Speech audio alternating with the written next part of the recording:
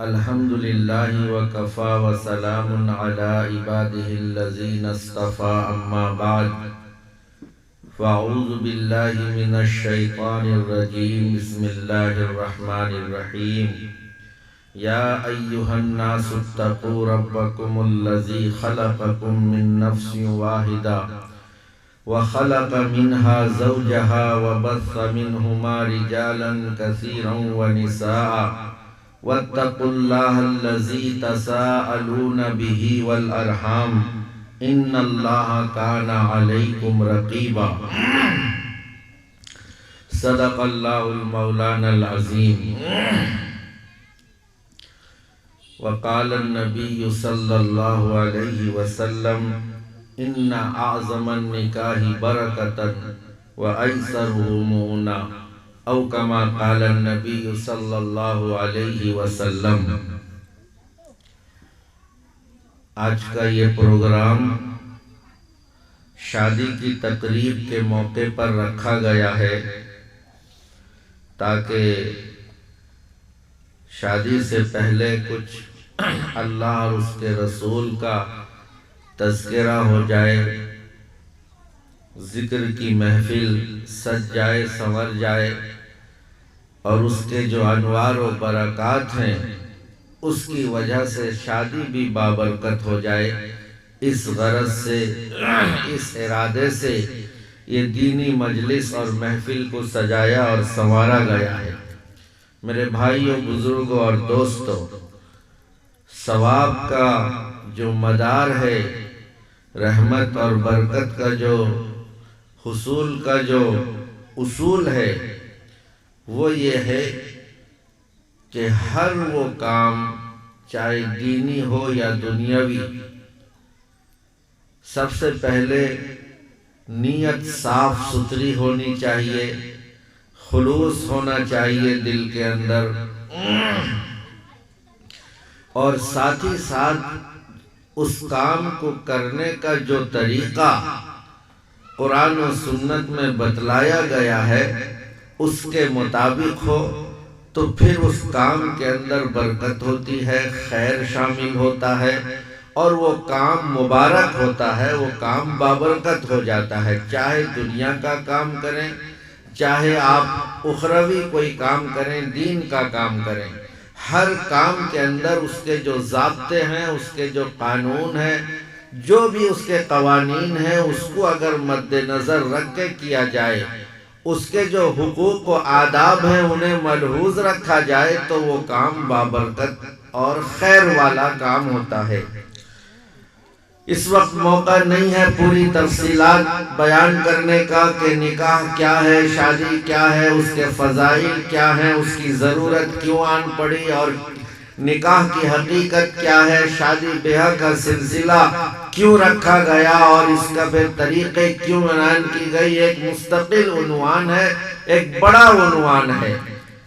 مجھے آج صرف اجمالی طور پر صرف یہ بات بتلانی ہے کہ آپ نے دیکھا ہوگا کہ کہیں بھی کسی بھی نکاح میں اگر آپ کی شرکت ہوئی ہے اور آپ نکاح دیکھتے ہیں تو نکاح میں سب سے اہم چیز جو ہے وہ عقد نکاح ہے، ایجاب و قبول ہوتا ہے، اور اس سے پہلے قاضی کھڑا ہو کر، کوئی عالم دین کھڑا ہو کر، کوئی اللہ والا بزرگ کھڑا ہوتا ہے اور خطبہ مسنونہ پڑھتا ہے، پھر ایجاب و قبول ہوتا ہے، اور عقد نکاح کی جو یہ مجلس ہے وہ اصل ہی چیز ہے، وہیں سے نکاح منعقد ہو جاتی ہے۔ مجھے ان تمام چیزوں پہ روشنی ڈالنے کا اس وقت موقع نہیں ہے، لیکن خطبہ آپ نے ہمیشہ سنا ہوگا، ہر ایک جو خطبہ پڑھتا ہے، میں نے جو خطبے میں قرآن کی آیت پڑھی ہے اس آیت کو ضرور پڑھتا ہے، تو خطبہ دینے والا خطیب یا نکاح پڑھانے والا قاضی یا عالم دین بزرگ جو عقد نکاح سے پہلے جو خطبہ پڑھتا ہے، دراصل یہ خطبہ جناب نبی کریم حضور محمد رسول اللہ صلی اللہ علیہ وسلم نے بھی عقد نکاح کے موقع پر اس طرح کے خطبہ دیا ہے اور اس خطبے میں ان آیتوں کی تلاوت کی ہے، ان آیتوں کو پیش کیا ہے۔ اور آپ صلی اللہ علیہ وسلم نے جو خطبے میں جو آیتیں پڑھی ہیں یا جو حدیث مبارکہ آپ کی زبان مبارک سے نکلی ہیں خطبے کے موقع پر، سب برکتاً انہی بات کو دہراتے ہیں، انہی کو جو ہے آگے بڑھاتے ہیں کہ اللہ کے نبی حضور محمد رسول اللہ صلی اللہ علیہ وسلم کی زبان مبارک سے نکلا ہوا خطبہ ہے۔ آپ کی زبان سے نکلا ہوا یہ مبارک خطبہ اس مبارک گھڑی میں اگر دیا جائے تو یقیناً ہمارا یہ کام بھی مبارک ہوگا۔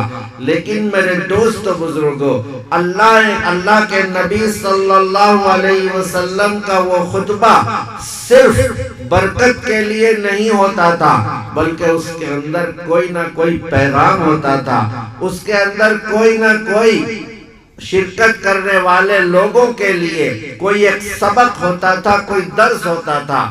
اللہ کے نبی صلی اللہ علیہ وسلم کی یہ عادت مبارکہ تھی، جب کئی لوگ اکٹھے کسی موقع سے ہوتے تھے تو ضرور دین کی قرآن کی باتیں ان کے سامنے رکھتے تھے، اچھی باتیں رکھتے تھے۔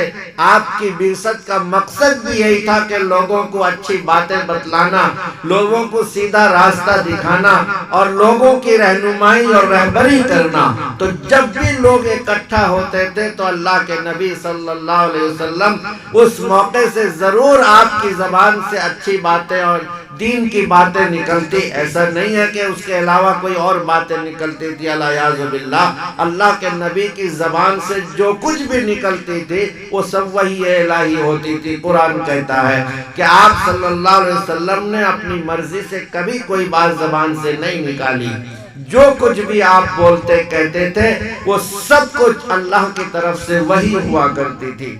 الغرض، اس موقع پر جو یہ پیغام دیا ہے، نکاح اور شادی کے موقع پر جو خطبہ پڑھا ہے، اس میں جو قرآن کی آیتیں تلاوت کی ہیں اور کچھ نصیحتیں کی ہیں، پوری سب پر روشنی ڈالنے کا موقع نہیں، بس شروع کی جو میں نے آیت پڑھی ہے اس میں اس شادی کے موقع پر بڑا اہم پیغام دیا گیا ہے۔ سب سے پہلے تو لوگوں کو یہ بتلایا گیا ہے، لوگوں کو یہ سمجھایا گیا ہے کہ دیکھو، تم جو بھی کام کرو، ہر کام کے اندر تمہارے دل کے اندر اللہ کا ڈر اور خوف ہونا چاہیے۔ اور پوری انسانیت کو مخاطب کر کے کہا ہے، صرف مسلمانوں کو، مومنین کو مخاطب نہیں کیا، بلکہ تمام انسانی برادری کو مخاطب کر کے کہا ہے۔ اور یہ کہا کہ اے انسانوں، یا ایھا الناس اتقوا اللہ، اللہ سے ڈرو۔ اور اللہ کے نبی صلی اللہ علیہ وسلم نے نکاح کے موقع پر اس کو پیش اس لیے کیا کہ نکاح جو ہے صرف مسلمان کرتا ہے، ایسا نہیں ہے، ساری انسانیت کا نکاح کرتی ہے۔ پوری انسانی برادری کے جو توالد و تناسل کا سلسلہ آگے بڑھتا ہے وہ نکاح کے نتیجے میں بڑھتا ہے۔ یہ اور بات ہے کہ کچھ ایسے بھی ہیں جو بغیر نکاح کے اپنے کچھ تہذیبیں وجود میں آ گئی ہیں جن کے نکاح کی ضرورت نہیں ہے، لیکن وہ بغیر نکاح کے اپنے توالد و تناسل کے سلسلے کو آگے بڑھائے ہیں۔ لیکن عام رواج اور عقل مند معاشرہ، سمجھدار معاشرہ جو ہے وہ اس کو غلط سمجھتا ہے کہ بغیر نکاح کے یہ سلسلہ آگے بڑھے۔ تو جب نکاح کے موقع پر اللہ کے نبی نے فرمایا یا ایھا الناس، اے لوگو تم اللہ سے ڈرو، کوئی بھی کام ہو اس میں اللہ سے ڈرنا ضروری ہے۔ اب یہ نکاح کے موقع پر اس بات کو ڈرا رہے ہیں کہ دیکھو تم جو نکاح کے لیے جا رہے ہو، دلہا تو بھی اپنے حقوق کے تعلق سے اللہ سے ڈرنا۔ دلہن کو بھی کہا جا رہا ہے دیکھو اللہ سے ڈرنا اپنے شوہر کے حقوق کی ادائیگی میں۔ اور دونوں برادری کے رشتہ داروں سے یہ مخاطب ہو کر کہا جا رہا ہے، حاضرین مجلس سے کہا جا رہا ہے کہ دیکھو جب کبھی بھی تم عقد نکاح کرنا، نکاح کے معاملات کرنا، تو اس کے اندر اللہ کا ڈر اور خوف تمہارے دل میں بیٹھا رہنا چاہیے۔ یا ایھا الناس اتقوا اللہ، اللہ سے ڈرتے رہنا حقوق کی ادائیگی کے اندر۔ شوہر کا بیوی کے ساتھ حق، بیوی کا شوہر کے ساتھ حق وابستہ ہوتا ہے، بہو کا ساس اور خسر کے ساتھ حق وابستہ ہوتا ہے، ساس سسر کا حق جو ہے وہ بہو کے ساتھ وابستہ ہوتا ہے۔ اس طرح کے ایک دوسرے کے حق دوسرے سے جڑ جاتے ہیں صرف ایجاب و قبول کے ہو جانے کی وجہ سے۔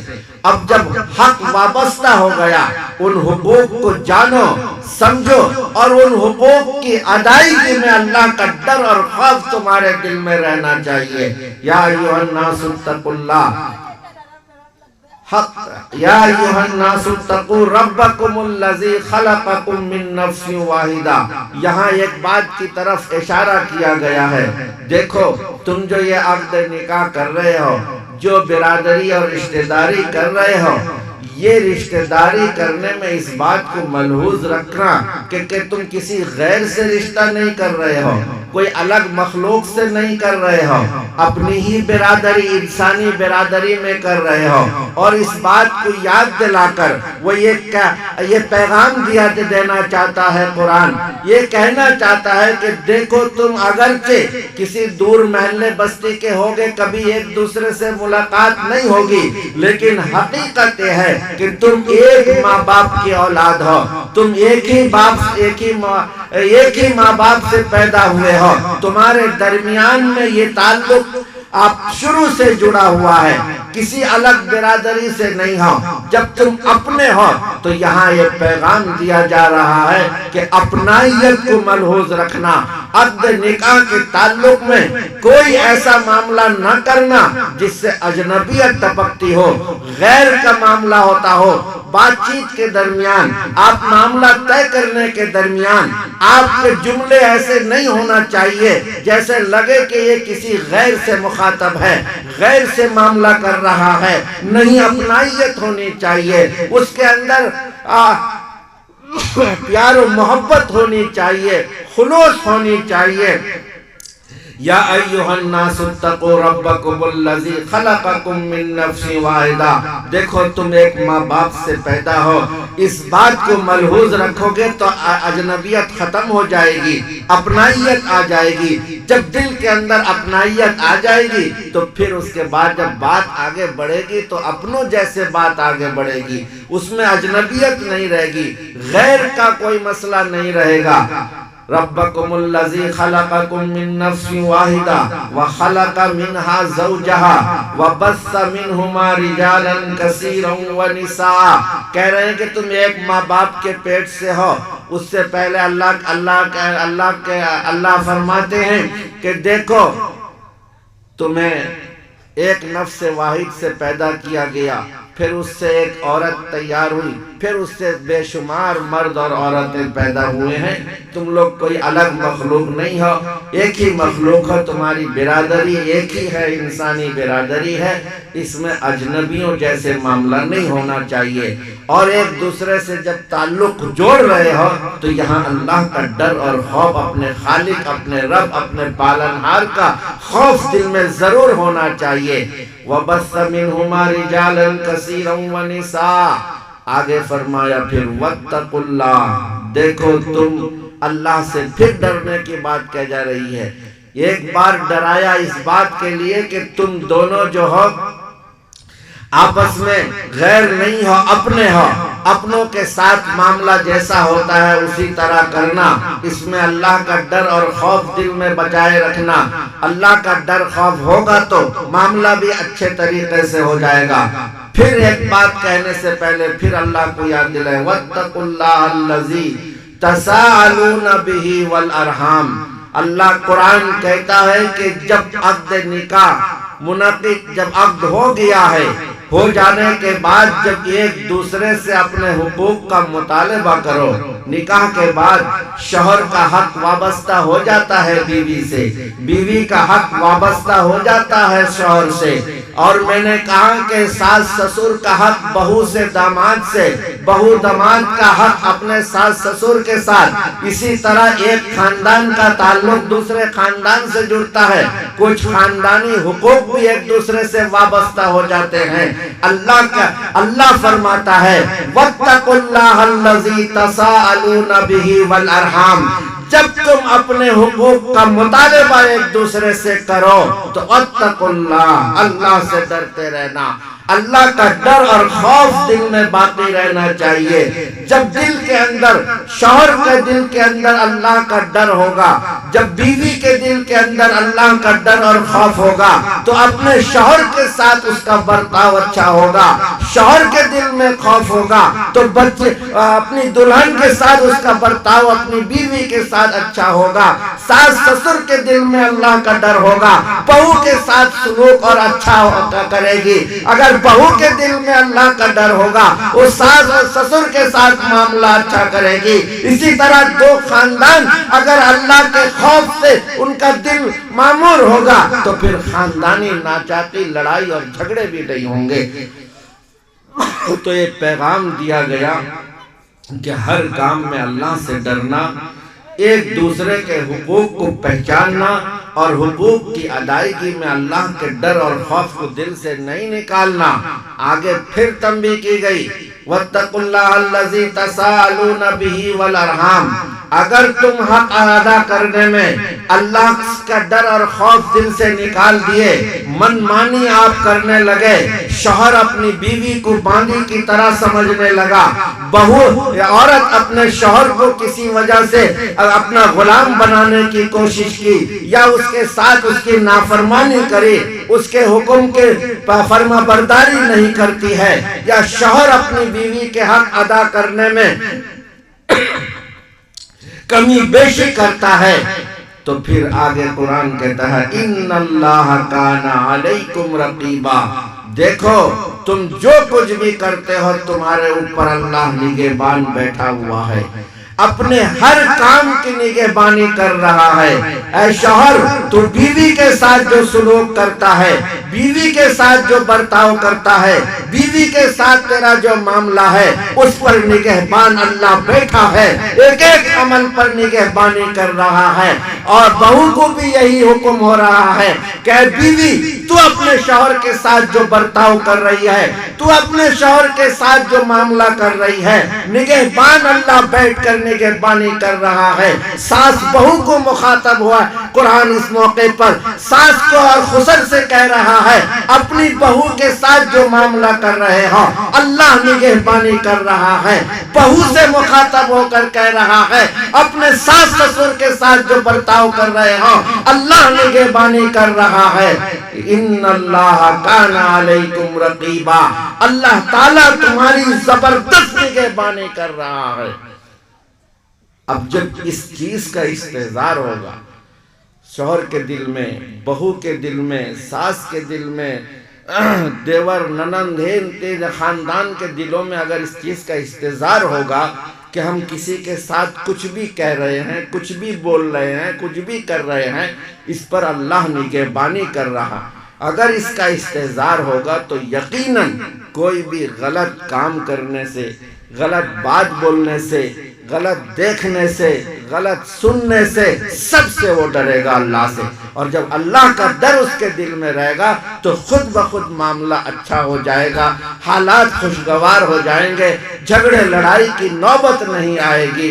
تو میرے دوست و بزرگوں، خاص اسی مقصد کے خاطر یہ پیغام اس موقع پر دیا گیا ہے، خطبے میں یہ دیا جاتا ہے۔ خطبے میں ایک اور آیت پڑھی جاتی ہے، بس اس کی تھوڑی سی تفصیل کر کے میں اپنی بات کو ختم کروں گا۔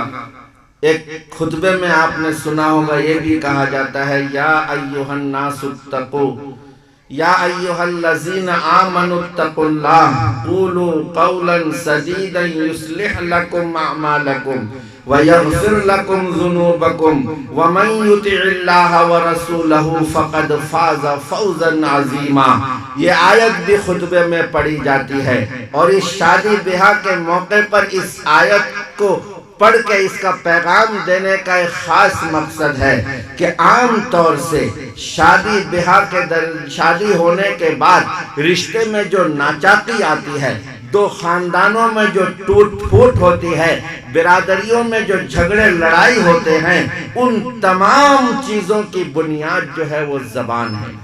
اس زبان کی وجہ سے میاں بیوی کے درمیان جھگڑے ہوتے ہیں، اس زبان کی وجہ سے ساس بہو کے درمیان جھگڑے ہوتے ہیں، اسی زبان کی وجہ سے دو خاندان آپس میں ٹوٹ پھوٹ ہو جاتے ہیں، زندگی تباہ و برباد ہو جاتی ہے۔ اس آیت کے اندر یہ پیغام دیا گیا ہے کہ یا ایھا الذین آمنو، خاص طور سے مسلمانوں کو مخاطب کر کے کہ مسلمان تو نام اسی کا ہے جس کی زبان اچھی ہو، مسلمان نام اسی کا ہے جس کے عادت و اخلاق اچھے ہوں، مسلمان نام اسی کا ہے جس کا کردار بہت اچھا ہو۔ اس مسلمان کو مخاطب کر کے اللہ ارشاد فرماتا ہے یا ایھا الذین آمنوا اتقوا اللہ، اے ایمان والو اللہ سے ڈرو اس معاملے کے اندر جو بھی کرنے جا رہے ہو تم، چاہے وہ نکاح کا معاملہ ہو یا کوئی اور معاملہ ہو، لیکن جب نکاح کے موقع پر یہ آیت پڑھی جا رہی ہے تو خاص طور سے یہ یاد دلایا جا رہا ہے کہ اس نکاحی معاملے کے اندر آپ اللہ سے ڈرتے رہو۔ مسلمانوں کو مخاطب کر کے کہا اور آگے کہا وَقُولُوا قَوْلًا سَدِيدًا، اور دیکھو ساری بیماری کی جڑ، ساری مصیبتوں کی جڑ زبان ہے۔ قولوا قولا سدیدا، اپنی زبان کو، اپنے منہ کو، اپنی زبان کو میٹھی کر لینا، شیریں زبان بنا لینا، اپنی زبان سے جب بھی بولنا تو سچ بات بولنا، حق بات بولنا، کڑوی زبان استعمال نہ کرنا، تیور بدل کر زبان استعمال نہ کرنا، پیار و محبت کی زبان استعمال کرنا۔ قولوا قولا سدیدا، جب بھی بولنا تو قول سدید کا استعمال کرنا، یعنی اچھی بات، سچی بات، بھلی بات، پیاری بات، میٹھی بات، شیریں بات، ایسی بات کے جو دل کو موہ لے، ایسی بات زبان سے نکالنا۔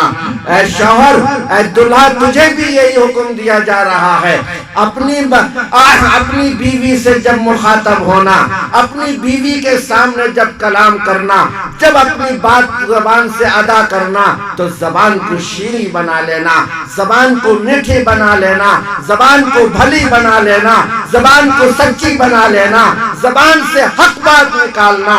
بہو کو یہ حکم ہے کہ اپنے شوہر کے سامنے جب زبان کھولنا تو میٹھی زبان سے بات کرنا۔ ساس کو حکم ہے بہو کے ساتھ پیاری اور میٹھی زبان سے باتیں کرنا۔ بہو کو حکم ہے کہ ساس کے ساتھ اچھی زبان کا استعمال کرنا، اور یہی سسر کے ساتھ، یہی دونوں خاندان کو پیغام دیا جاتا ہے کہ دونوں خاندان والے اپنی زبان کو درست کر لو تو سارا معاملہ حل ہو جائے گا، سارے جھگڑے ختم ہو جائیں گے، سارے فساد ختم ہو جائیں گے۔ بات اگر کسی کو کوئی بات ایسی بھی کہنی ہے، کوئی غلط ہوا ہے تو اپنا تیور بدل کے نہ بولو۔ بات گرچہ بے سلیقہ ہو کلیم، بات کرنے کا سلیقہ چاہیے۔ اگرچہ بے سلیقہ بات ہی کرنی ہے تو اس کو اگر سلیقے سے بولو گے تو اس کا فائدہ ہوگا، وہ دل پہ اثر کرے گا۔ اگر کوئی معاملہ ہوا، آپ آنکھ بھور چڑھا کے بول دیں، تیور بدل کے بول دیں، سچ بات بھی بولتے ہیں، حق بات بھی بولتے ہیں تو معاملہ بگڑ جاتا ہے۔ زبان کی شیرینی کا بڑا اثر ہوتا ہے۔ تو اس شادی بیاہ کے موقع پر دونوں خاندان والوں کو، حاضرین مجلس کو اور دلہا دلہن کو، سب کو مخاطب کر کے یہ کہا گیا ہے کہ قولوا قولا سدیدا، کہ اپنی زبان کو میٹھی بنا لینا۔ فائدہ کیا ہوگا؟ یصلح لکم اعمالکم، اگر تمہاری زبان صحیح رہے گی تو سارے کام کے اندر اصلاح پیدا ہو جائے گی، سارے کام سنور جائیں گے، سارے کام اچھے ہو جائیں گے، تمہارے تمام اعمال کے اندر اصلاح پیدا ہو جائے گی۔ یصلح لکم اعمالکم، بلکہ اصلاح کر دی جائے گی۔ قرآن کا انداز ہے کہ اصلاح کر دی جائے گی تمہارے تمام اعمال کے اندر۔ یصلح لکم اعمالکم، اور کیا ہوگا؟ جب اعمال اچھے ہو جائیں گے یغفر لکم ذنوبکم تمہارے گناہ بھی معاف کر دیے جائیں گے. آگے فرمایا یغفر لکم ذنوبکم ومن یطع اللہ ورسولہ جو اللہ اور اللہ کے حبیب کی اطاعت کر لے گا ان کی بات مان لے گا فقد فاز فوزا عظیما تو دنیا کی سب سے بڑی کامیابی اسے حاصل ہو جائے گی. اتنا بڑا پیغام اس خطبہ نکاح میں دیا گیا ہے. ہم اور آپ سب کو اس میں شرکت کرنے والے سارے نکاح میں لوگ موجود جو ہوتے ہیں سب کو مخاطب کر کے بار بار قاضی کہتا ہے ہم مہینوں میں نہ جانے کتنے نکاح میں شریک ہوتے ہیں اور وہاں پر یہ بات سنتے ہیں لیکن ہمیں معلوم نہیں کہ اس میں کہاں کیا گیا ہے. بہت اہم پیغام دیا گیا ہے. تو اس لیے میرے بھائیوں بزرگوں اور دوستوں میری مائیں اور بہنیں سب سے گزارش ہے کہ اپنی زبان کو میٹھی اور شیریں کرنے سارے مسئلے کا حل ہو جائے گا. اور سب سے بڑا مسئلے کا جو حل ہے وہ ہے کہ چلتے پھرتے اٹھتے بیٹھتے سوتے جاگتے اللہ کا ڈر اور خوف دل میں رہے گا تو کوئی بھی کام کرنے سے پہلے آپ غلطی سے پہلے بچیں گے بعد میں وہ کام ادا ہوگا. تو اس لیے اللہ سے دعا کریں کہ ہم جو بھی کچھ کام کریں اللہ تعالی ہمیں اس میں اچھے کام کرنے کی توفیق عطا فرمائے. اللہ تعالی ہمارے ساتھ خیر اور بھلائی کا معاملہ فرمائے. دعا کریں کہ کل کی شادی مبارک ہو بابرکت ہو. اللہ تعالیٰ اس کو خیر کا باعث بنائے شادی کو اور بابرکت بنائے. اسی طرح اس مجلس میں جتنے حاضر ہوئے ہیں کہنے سننے والے سب کے ساتھ اللہ تعالیٰ خیر کا معاملہ فرمائے عافیت کا معاملہ فرمائے. میرے استاد گرامی جناب ماسٹر ثناء اللہ صاحب تشریف فرمائے. اللہ تعالیٰ انہیں صحت و حیات عطا فرمائے عافیت عطا فرمائے. اور اسی طرح دعا کریں کہ اللہ تعالیٰ اس محلے کے تمام مرحومین کی مغفرت فرمائے تمام پریشان حالوں کی پریشانی دور فرمائے تمام بیماروں کے حق میں شفا کے فیصلے فرمائے اور اس محلے کے حق میں خیر کا فیصلہ فرمائے. وآخر دعوانا ان الحمدللہ رب العالمین.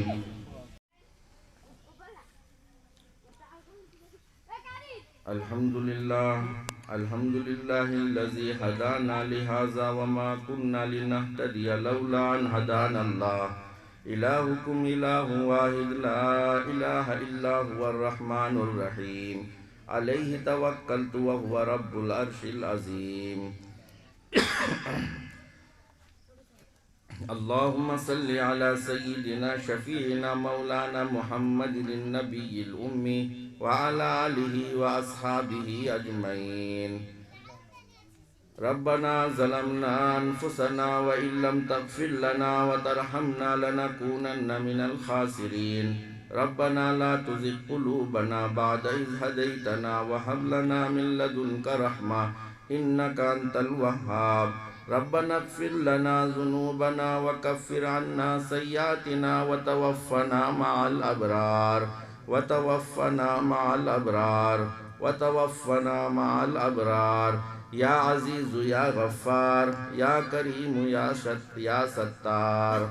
اے اللہ آپ بڑے فضل والے ہیں. اے اللہ آپ رحم و کرم والے ہیں. اے اللہ آپ بڑی قدرت والے ہیں. اے اللہ ہمارا ایمان اور ہمارا عقیدہ ہے کہ آپ ایک ہیں آپ اکیلے ہیں تنہا ہیں. ساری کائنات کا نظام آپ کے قبضے قدرت میں ہے. اے اللہ سارے خیر آپ کے قبضے میں ہیں. اے اللہ ہم آپ سے درخواست کرتے ہیں اپنے فضل سے اپنے کرم سے اپنے لطف و احسان سے مولائے کریم ہمارے حق میں خیر کے فیصلے فرما دیجئے.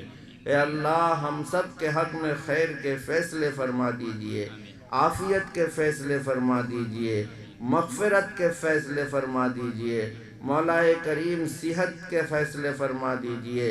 اے اللہ آپ اپنے فضل و کرم سے اپنے لطف و احسان سے مولائے کریم یہ جو شادی ہونے جا رہی ہے یا اللہ اس میں خیر ہی خیر عطا فرما دیجئے برکت ہی برکت عطا فرما دیجئے. اے اللہ اپنے فضل و کرم سے، اپنے لطف و احسان سے مولا کریم تمام حاضرین کو قبول فرما لیجئے۔ اے اللہ، جلسہ کرنے والے، کرانے والے، سننے والے، سنانے والے، یا اللہ سب کو قبول فرما لیجئے۔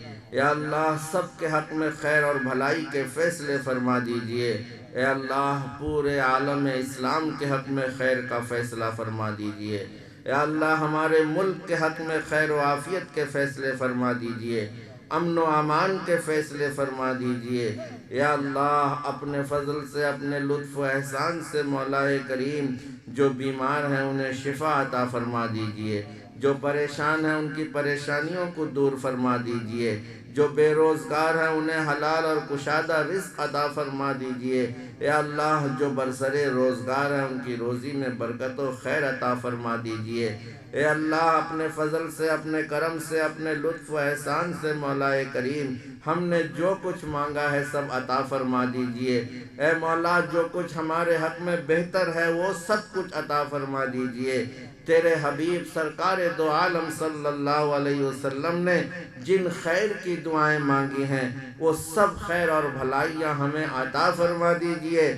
جن برائیوں سے، جن شرور و فتن سے آپ نے پناہ چاہی ہے، اے اللہ ان سبوں سے ہماری حفاظت فرما لے۔ اپنے حبیب کے صدقے طفیل میں مولا کریم ہماری اس ٹوٹی پھوٹی دعا کو شرف قبولیت عطا فرما دیجئے، اپنے فضل سے قبول فرما لیجئے۔ سبحان تمام اس گھر کے جتنے مرحومین ہیں ان تماموں کی مغفرت کے فیصلے فرما دیجئے۔ اس محلے کے تمام مرحومین کے حق میں مغفرت کے فیصلے فرما دیجئے۔ اے اللہ اپنے فضل سے، اپنے کرم سے ہماری دعا کو قبول فرما لیجئے۔ سبحان ربک رب العزت عما یصفون وسلام علی المرسلین والحمد للہ رب